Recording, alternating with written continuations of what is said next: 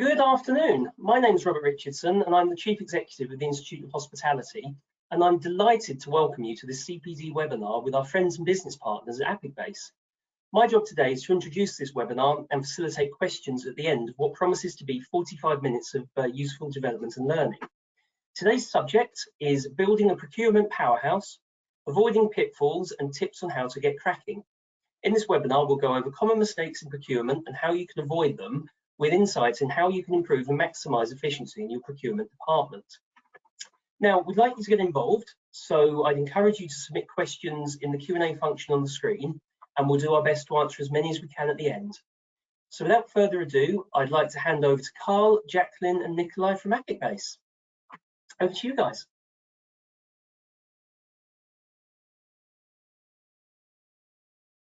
Thank you very much. My name is Nikolai. I will be presenting the questions for today. Let me introduce you to Carl, our CEO of EpicBase. Carl. Good afternoon. I'm Carl Jacobs. I'm co-founder and CEO of EpicBase. At EpicBase, we are building food and beverage management software, which help businesses in the hospitality industry to streamline their operations in the back of house, going from inventory management, order management, business intelligence, and also, of course, margin calculation, allergens, and all of that stuff. That's great. Thank you, Carl, for the introduction about yourself and EpicBase. Over to Jacqueline, who is the Director of Business Development at Integra Europe and a partner of EpicBase. Hi, Nikolai. Thanks so much. Yes, that's right. I'm representing Integra Europe. We're actually the largest procurement provider for the hospitality sector on the globe. So in the UK, we manage £710 million of managed spend on behalf of 800 clients. That's really impressive, Jacqueline. Thank you. Let's go over to the agenda of today. So what's on the menu today? At first, we are going to go over what is F&B purchasing and why it's important for all operators. Both Jacqueline and Carl have seen and experienced a lot of mistakes which have been happening in the industry and why it's important to avoid them. We will also go over the 6-step F&B purchasing cycle, how to choose a procurement partner. So what's important when making a comparison of different possibilities. What can you automate in procurement and how can software help there? After which we will have the live Q&A where Robert Richardson will take over again. So let's kick off with what F&B purchasing is and why is it important. Jacqueline, what is this for you? I mean, what is F&B purchasing? I myself come from a food and beverage background. I've run restaurants and been an F&B director within hotels, not just in the UK, but abroad as well. As I've been with Integra for 2 years, I've learned an awful lot about procurement in the deeper sense. And why is it so important for business operators? It's actually a hugely complex piece of work in procurement if you do it really, really well. So in the simplest form, of course, we know is the purchasing of food and beverage. How to do that well is it can get really intricate in terms of data analysis, pack sizes, negotiations, ongoing negotiations, service level agreements, and how to get the best out of that, because of course it's a variable cost, but it's also brokering on fresh produce. Why is it important? And again, of course, we know that brokering on fresh produce at the moment is really, really volatile given the current climate. So, of course, why is that important? It's to protect your profit at the end of the day. It's your bread and butter, what you're working for, your profit. So that's why it's important. Okay, great, Carl. What's F&B purchasing for you? Well, I couldn't actually agree more with Jacqueline about all of this. It's a very, very complex process, and actually, let's say from our perspective, it's also about maintaining an optimal inventory. without going into overstocking or understocking, because both of them are extremely costly for the organization. If your quantities that you buy in are too big, you have to waste a lot. If they are too low, you will have to disappoint your customers, and you will have to, you know, narrow down your menu. In all of those cases, it's about finding the right volume and to purchase, because in the end, indeed, it's about you know, protecting your margin, and that's what you can do, and you need to have a great F&B purchasing, let's say, solution for that, in order to be sure that you can manage those complex processes. Mm-hmm. All right, great. Yeah, so we now know why F&B purchasing, what it is, why it's important. I'm sure you have both seen a lot of mistakes already, and which operators make. Jacqueline, what are the most common mistakes you have seen, and why is it important to avoid those mistakes? Really interesting question, and even just thinking of what we've just discussed, it's even more prevalent now with high risk. There's always risk in fresh produce. Of course there is. Markets change and move, and there's onset effect across the rest of the world. For example, we've had the avian flu across Europe, which has had an onset effect on poultry pricing. But common mistakes, really interesting question. They are different depending on the different sectors. I think if I think about restaurant groups, restaurants and hospitality are so obsessed with aces in places, the right people in the right place at the right time. And yet I think too much maybe pressure is put on either an executive chef or an F&B director to be able to work on continued price negotiations. So spreading yourself too thin, putting a really complex job and maybe not doing it to your best ability because you just don't have the time to do it, which is of course what we do as a business in Integra. Another one for me is definitely shop buying, paying the margins of another business, your staff spending their time going out in their own working hours and buying things, it going through petty cash. It's not track and traceable. What was the temperature of that food item when it came into the site? How did it travel? Is it safe? You don't have any of that track and trace protection then, and you're paying extra for it, and you're not utilizing your team's time in the right way. Again, shop buying, you're purchasing incorrect pack sizes, you're buying domestic pack sizes, so that's going to of course cost you money. Not consolidating. I've seen quite a lot of groups, and it's particularly prevalent for larger groups. If, for example, you've got 10 different groups, but you've got 5 different waste providers, for example, it means that you're not using your total annual spend to negotiate with. You're cutting it through. And it's harder to manage, of course. Then managing all of those invoices, dealing with those different suppliers, again costs you time, which is again costing you money.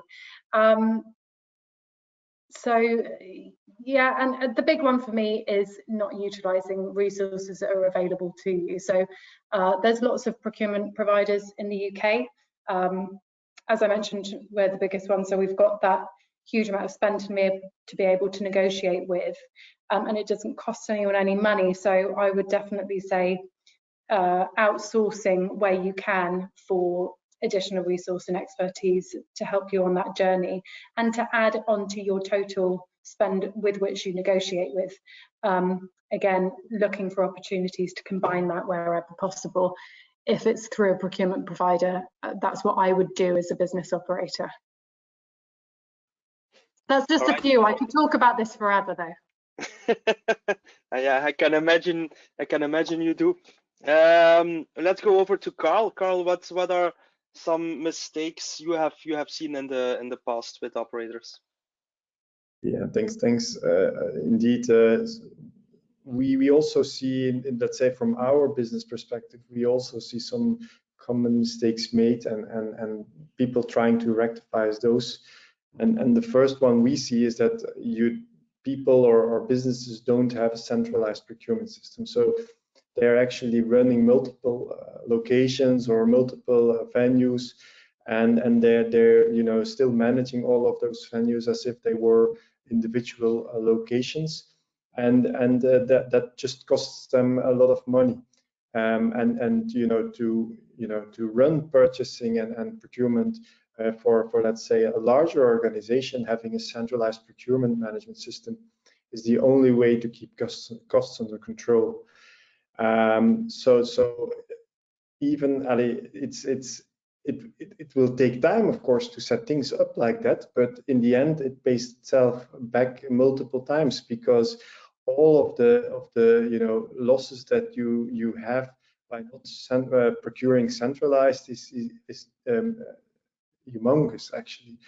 We had one of our customers that yeah, they made mistakes like ordering in the same location twice the same ingredient, because they didn't know that they were ordering the same thing. And these kinds of crazy things, you know, you don't even think that they are happening, but they're definitely happening on a daily basis. So having a centralized procurement system really, you know, avoids making such stupid mistakes, but they cost you a lot of money in the end. Another mistake is by not following up on invoicing and payments. And so when you're busy on the loading dock and you know, the delivery person puts a delivery slip and a pen under your nose, and what do? And most people just sign it. But you know, the thing is that vendors and delivery people also tend to make mistakes. And by verifying a delivery note before you sign it off, you know, it can definitely help you save costs. And also there we see that, you know, people that use a platform, a software platform to do things like that, they gain money by just, you know, seeing what's coming in and registering exactly what's being delivered. Also, you know, yeah, there's so many other issues that can be that can be seen as mistakes. But yeah, let's keep it with those for the moment.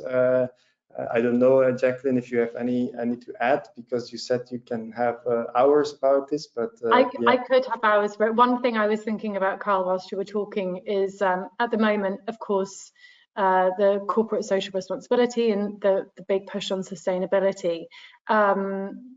There's a lot of consumer pressure to have all British produce. And actually the onset effect of that is that British produce, particularly around meat and poultry, is driving up the price. So it's now becoming unsustainable for operators to maintain that. So in a lot of cases where there are accounts, we are recommending, for example, something that I've learned really interesting is that the best free range poultry at the moment is coming out of France, and that's because France as a country, as an ecosystem, is much better set up than we are actually in the UK for free range poultry. So it's being able to make decisions that are, yes, sustainable, yes, good for your corporate social responsibility, but are measured. So you're not just going, no, it must be British free range.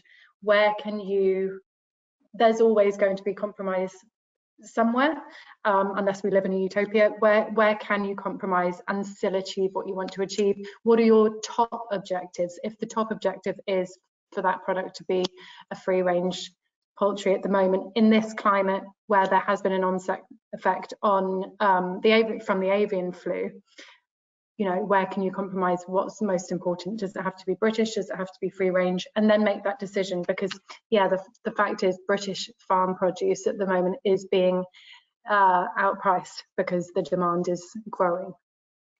Is one example of many that I could talk about. Yeah, I think that's a very interesting one, because indeed it's about, you know, putting priorities, and of course maybe especially in these times, it is not so responsible to source your chicken in Brazil or China, but still France is pretty nearby. So I mean, it could still fit within your ecological boundaries and still be much. Exactly. Yeah, there's also, of course, pressure on carbon footprint, which then comes into effect, but not to greenwash, but there are ways, you know, ethical ways to mitigate carbon footprint as well. And I agree with you, coming from France it's not coming from the Philippines, it's coming from France, and there's already shipments. So yeah. All right, it's finding the right balance. Sorry? Go ahead. Sorry, I was just finishing up by saying it's finding the right balance between all the different elements that are in play. Yes, and it's a moving piece, we know that. So yeah, completely agree. Yes, it's constantly adapting, you know, and making sure you can take the right decisions. Thank you both for your insights and some mistakes, how you can avoid them. Also, you know, sustainability is becoming a really big thing, but it's all about making the right business decisions also, and not just following up on how everything is going. Next up is you know, if you're setting up an F&B purchasing cycle, there's a couple of steps we've figured out at EpicBase and how you should set up the purchasing cycle, basically. First of all, Jacqueline, in terms of Integra, once you set up a cycle for F&B purchasing, how do you go to work, let's say? How does Integra go to work with a client? Is that? No, but sorry, basically from A to Z. So how do you start at you know, setting up F&B purchasing cycle? So you select a supplier. What are the key figures there? You know, if you're the full F&B supply cycle from when you were operating in the F&B area. I think that's a better one than the Integra part. When you were working in hospitality, for example, where did you start and where do you end on setting up the procurement? For me, establishing core objectives. What do you want to achieve in terms of SLAs, service level agreements, and things like sustainability, and setting your priorities in order. What are you willing to compromise and what are you not? Going to market, potentially going to a tender, completely depends on the business model, but you could go into tender. My brain is in Integra, so I'm sorry, Nikolai, I have to say there.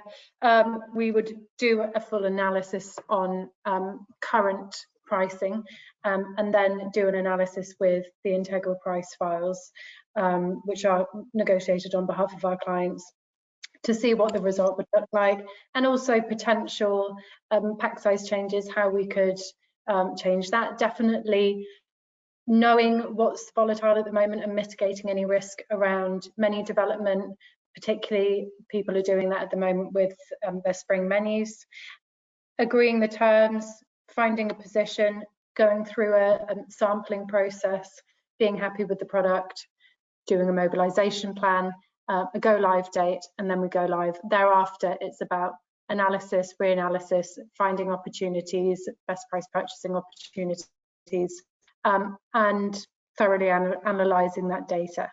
I hope that answers the question, because I couldn't move my brain out of Integra. No, that's no problem at all.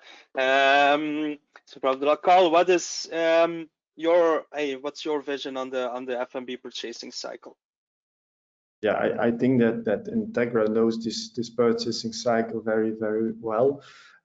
So I think that the things that I can add are just additions in what Jacqueline just said. I think, and you can see it, I think, on the slides, you know, there's this kind of a few steps that you need to follow in order to get the purchasing cycle going. And the first one is simply, you know, indeed determining you know, the policies that you want to follow. Jacqueline also mentioned them. Is what is important for you? Is it just price, or is it also ecological considerations, things like that? And of course, you also have to set your menu. You have to understand what is the menu that I will serve to my customers, and what are the ingredients and the products I need in order to you know, be able to deliver what I say I will deliver. Then of course, you know, getting into negotiation with vendors is extremely important there. Going into negotiation with vendors for me is also not just about pricing. It is also about the service that the vendors can deliver. Will they be able to deliver any time you need them? And also, how technologically advanced are those vendors? I mean, there's quite some vendors out there that you know, I'm sorry to say it like that, but they still live in the Middle Ages. And you know, you can WhatsApp them, which is kind of convenient, you could say, but on the other hand, I mean, it doesn't give you the control that you in the end want in order to make sure that you run your business in a sensible way. So having a integrated supplier, or somebody who can, you know, deliver the right information, not just at your doorstep, but also digitally, is something that you definitely have to look into. Then of course, yeah, once you have your supplier, of course, make sure that your operating procedures are in place, so you know when to order, what to order. And for that, you know, you need a system in place. Can be an Excel sheet, but preferably is of course an F&B management platform, which kind of gives you kind of a clues that to help you order the right stuff, so you don't have to waste or you understock. And then of course, once it's been delivered, it's about, you know, receiving, monitoring, making sure it's stored in the right way, having the right labels in place is also very important, so that of course a vendor only delivers to your doorstep, and then it's up to you to make sure that the stuff that's been delivered is also in the right storage rack and in the right fridge, in the right temperature, with the right dates on it, that when you use the stuff, that it's also repackaged. All of these things need to be taken care of. And then in the end, of course, it's about verifying what has been ordered, what has been delivered, and what has been invoiced. And that's the analysis that Jacqueline mentioned, I think. And that's kind of the circle that we see at Epic Base as well. Mm-hmm. I would also add checking the accreditation. You know, is it a reliable supplier in terms of, do they have their full health and safety accreditation? Even on receipt of goods, yes, is the invoice matching the delivery, but is it at the correct temperature? You know, all of the health and safety procedures that every operator will be familiar with to go through. And in regards to data and receiving that data, I completely agree with you, Carl.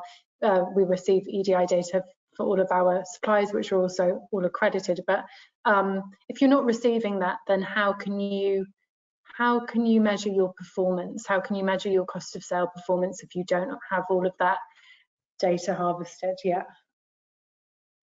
And one thing that is slightly related also to the earlier things you mentioned, Jacqueline, and I'm just remembering it, is when you have an integrated supplier, I mean, that will help you also tremendously with things like Natasha's law, the thing that's very important and hot in the UK at the moment, but you know, generally in Europe very important. It's about allergens, about nutritional values, all of these things.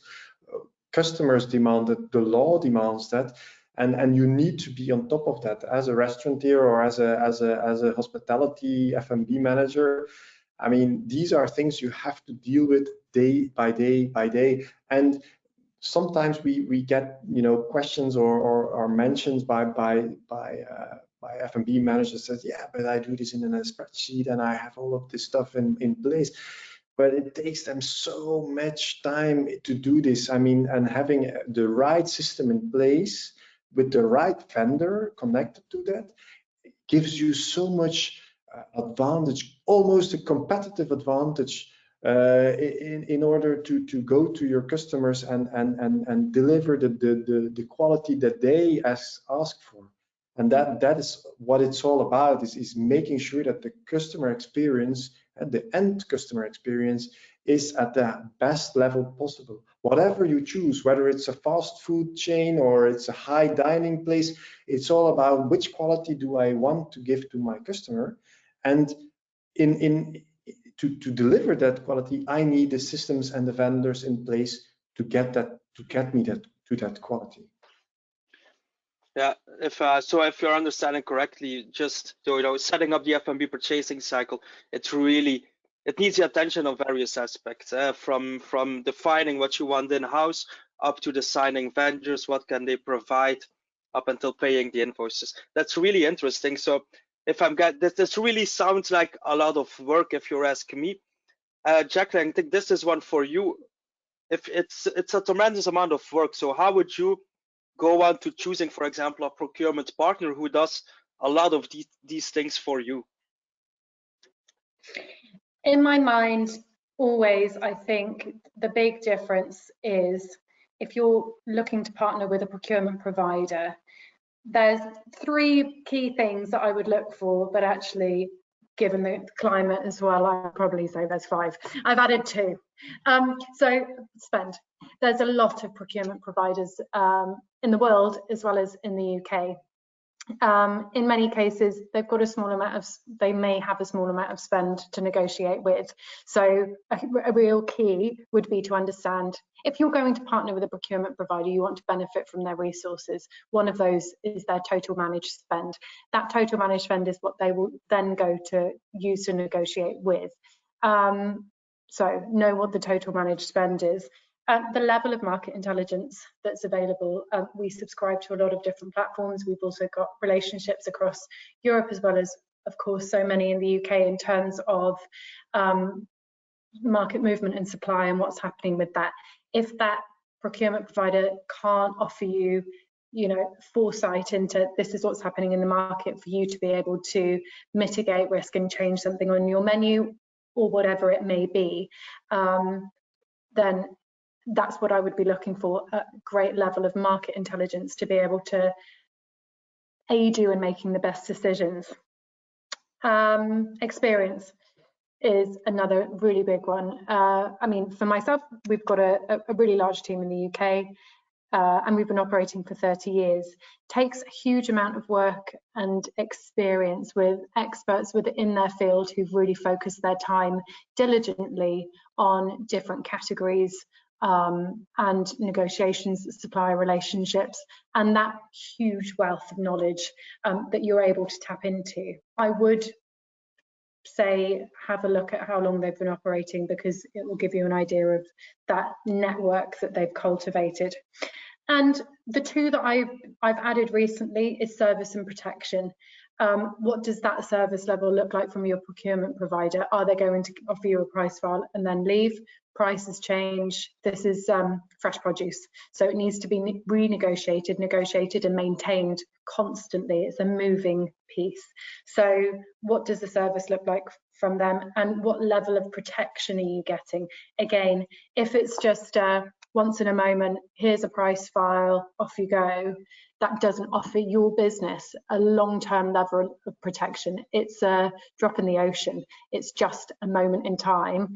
And then those prices will start to change. Nobody's maintaining it. Nobody's continuing to look after that. So what's the service level and protection look like from that procurement provider? I hope that's a good enough answer. Every answer you gave so far was very good, Jacqueline. Thank you very much. Carl, is there anything you would like to add on here?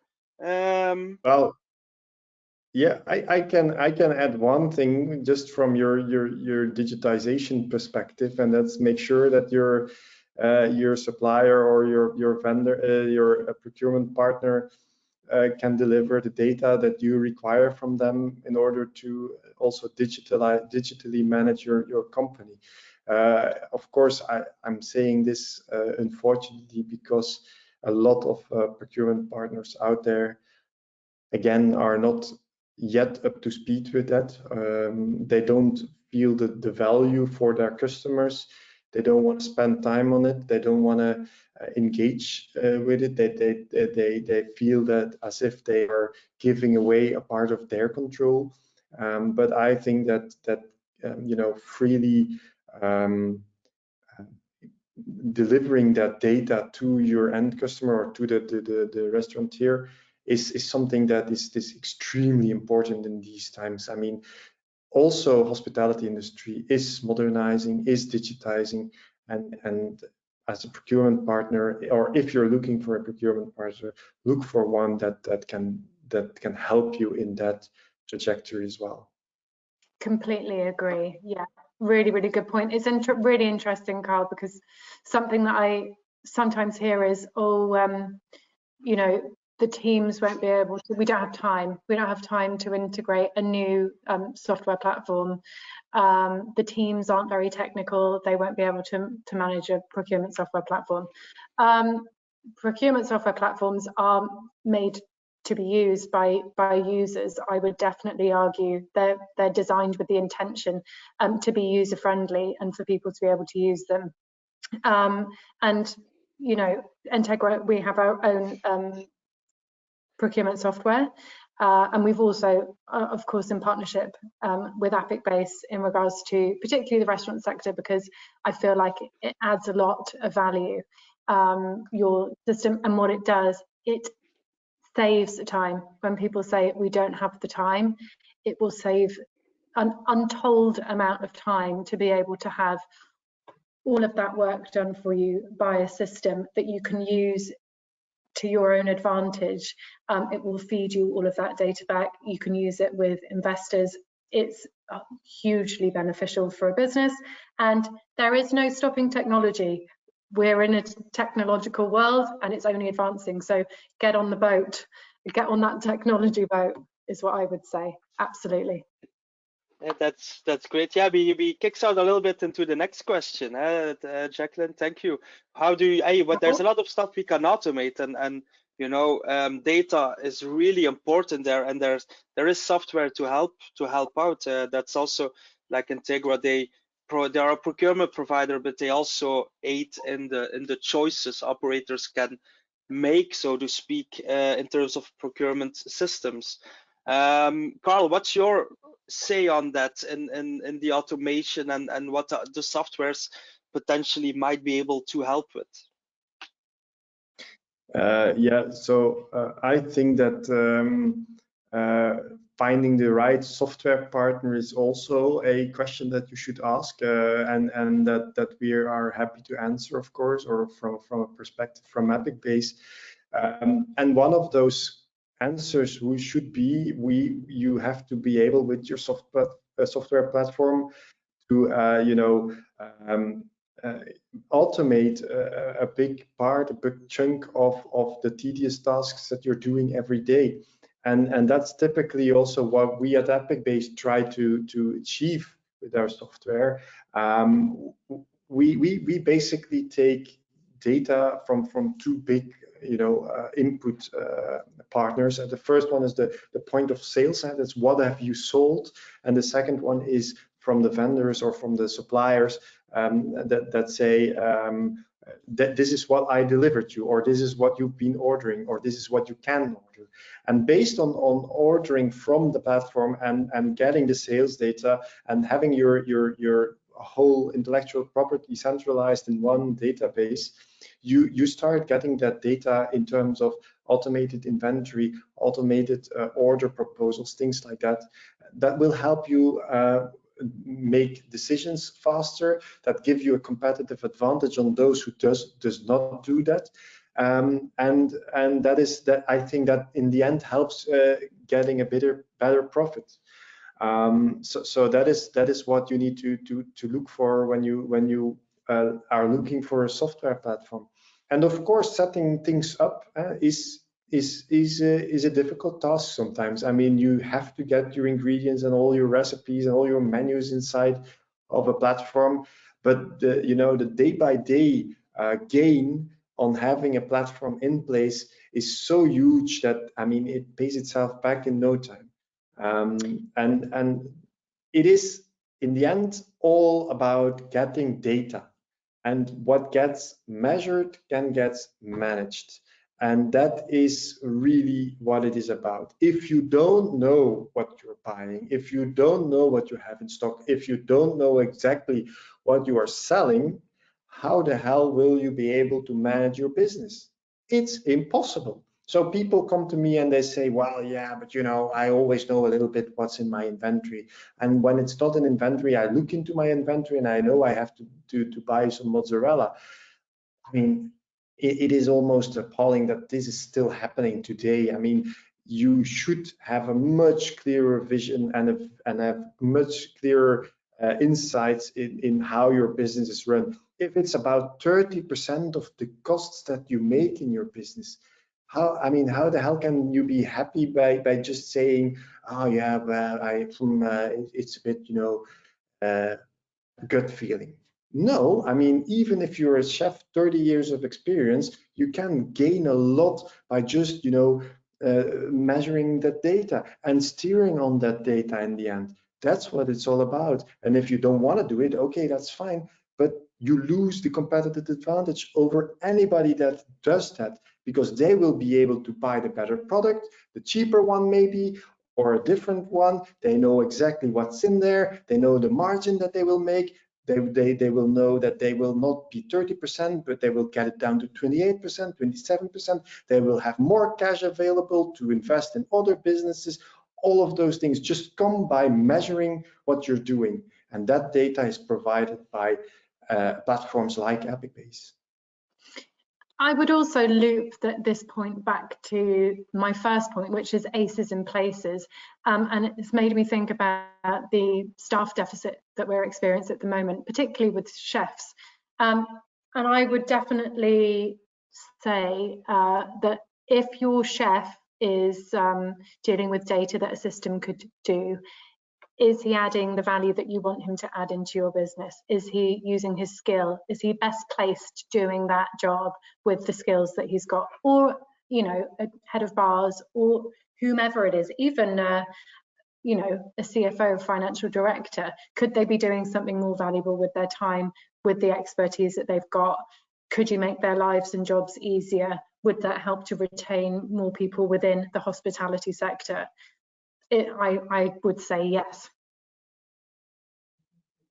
Absolutely, and I think even you know, having the question about, you know, who does what in a business is extremely important, and also, you know, running a platform and making all of those decisions isn't just one person's job. I mean, it's a combination of people that need to take the right decision and do the right things in the software.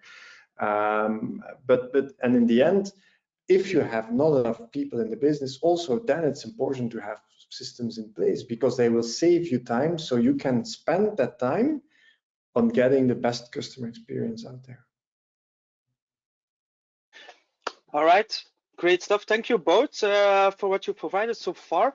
We will go over to Robert Richardson with any questions you guys may have posed for us. Well, thank you, Jacqueline, Carl, and Nicola. I think that was a fantastic presentation and certainly very clear to understand. So thank you very much. We have had some questions that have come in while you've been talking. So I'm just going to jump in quickly with the first one. Where do you see procurement systems going and developing over the next 5 years? So I'll throw that out to the room. Carl, I think you should take that one. All right, happy to. So yeah, where we see procurement systems or food and beverage management systems evolve is helping you take the right decision. So today, most food and beverage management platforms already can give you a little bit of an advice on historical food data or sales data. Epicbase does that as well. But what we are looking for at Epicbase is really, you know, to be able to predict what you need when you need it before you know you need it, and that's a whole leap forward. And by just, you know, interpreting the huge amounts of data that we see go through Epicbase every day, and by adding a lot of, you know, with the buzzword artificial intelligence stuff on top of that, I mean, we will be able to guide and help the entrepreneur, the restaurateur, to take the right decisions in the next 5 years, even faster and even better, and really like the platform giving you really nice suggestions on what you should do.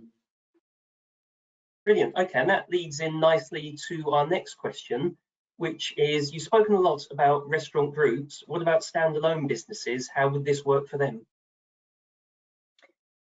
My answer to that would be in exactly the same way. We actually partner with a lot of independent businesses, hotels, restaurants.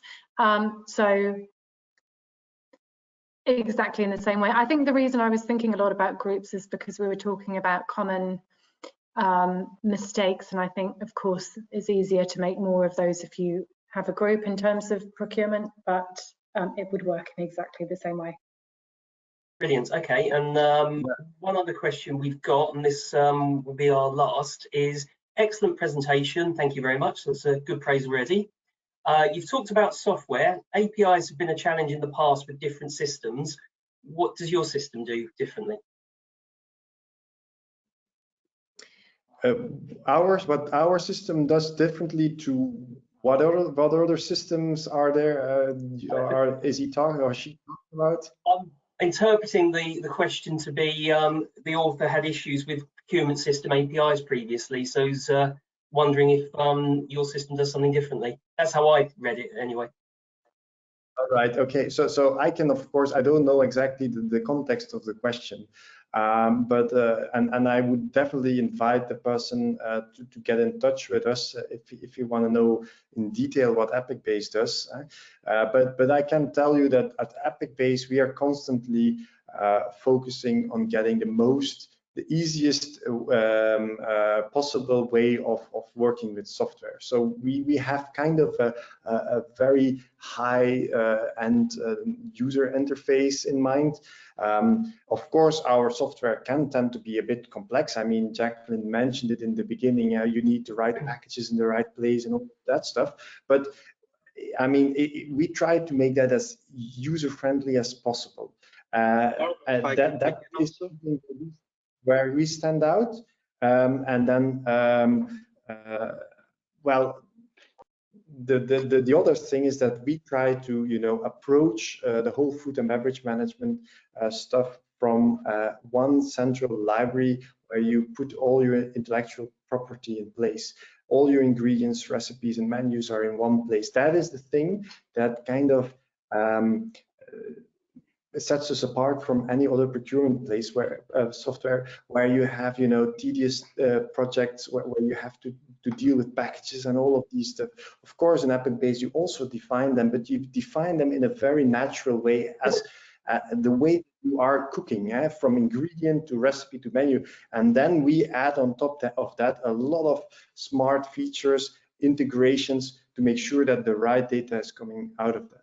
But of course, and that's the last thing I say, there is also a certain learning curve you need to go through to master any platform, whether or not it's EpicBase or any other platform out there. You need to have some sort of adoption time and adaptation time in order to get the most out of platforms like ours.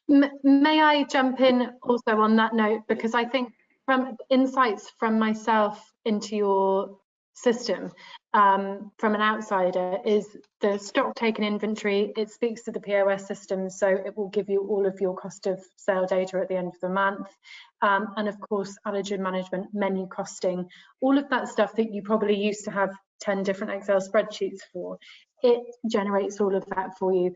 Allergen management, again, there was a question about where will procurement software evolve over the next 5 years. I'm sure everybody agrees allergen management is going to become a bigger and bigger piece, and again EpicBase achieves that already. So for me as an outsider, those are the key differentiators and benefits, and I'm sure there are a lot more, but yeah. Thank you very much. Picking into the question also, Carl, is the question is API. The question was about how does EpicBase work around APIs? And then we can refer, I think, also to everything you've said and our open API policy, that we tend to interact with any other software package that's possible through our open API. Everything is possible, everything is discussable, so to say. Brilliant. Yes, okay, that's a very positive endpoint. So Jacqueline, Nikolai and Carl, if any of our guests today want to pick up the conversation with you, how do they reach you? Well, they can get in touch with us by just sending an email to hello@epicbase.com, and then they actually get straight into my mailbox, and then they will be answered by the right person in the business. Absolutely. On my part, anyone wanting extra support with procurement, they could go to integraps.uk, which is our website, or they could email me. And if we could put my email address in the comments, that would be super. Is that possible, Robert? I'm sure we can do that, yes. Thank you. Brilliant. Okay, well, thank you very much, Carl, Nikolai and Jacqueline. It's been a fantastic webinar. I think the feedback so far has been great. We've had some brilliant questions. So thank you very much for giving up your time this afternoon. And thank you so much for everyone that's taken the time to tune in. Just a reminder, a copy of this recording will be available on our website, and for any Institute of Hospitality members watching, if you could log into your IRH account and add this to your CPD record, please. Before we go, our next webinar, which is called Keeping the Faith, Passion for Hospitality, is on the 7th of December and is already available on our events page and social media channels. So thank you once again to our audience, thank you once again for our attendees. And when a copy of this goes out to everyone shortly, it will include contact details for all of our guests. So thank you once again and goodbye.